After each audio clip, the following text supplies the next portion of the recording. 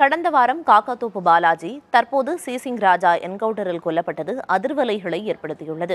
தமிழ்நாட்டில் கடந்த 6 ஆண்டுகளில் நடைபெற்ற என்கவுண்டர்களின் விவரங்களை பார்க்கலாம்.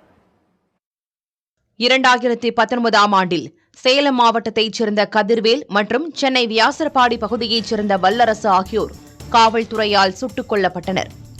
2020ஆம் ஆண்டை பொறுத்தவரை ஒரு என்கவுண்டர் சம்பவம் பதிவானது. சென்னை அயனாவரத்தைச் சேர்ந்த சங்கரை காவல்துறையினர் சுட்டுக் கொன்றனர்.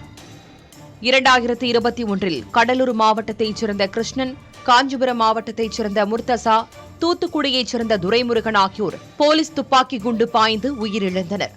2022ஆம் ஆண்டு செங்கல்பட்டு மாவட்டத்தைச் சேர்ந்த தினேஷ் மொய்தீன் மற்றும் நீராவி முருகன் ஆகியோர் போலீஸ் என்கவுண்டரில் உயிரிழந்தனர்.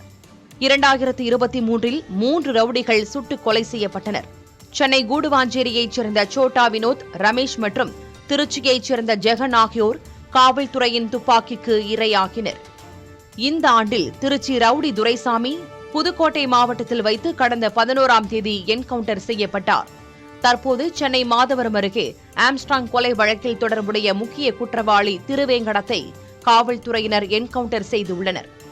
வடசென்னையின் முக்கிய ரவுடியான காக்காத்தோப்பு பாலாஜியை சென்னை கொடுங்கையூரில் காவல்துறையினர் என்கவுண்டரில் சுட்டுக் கொன்றனர்.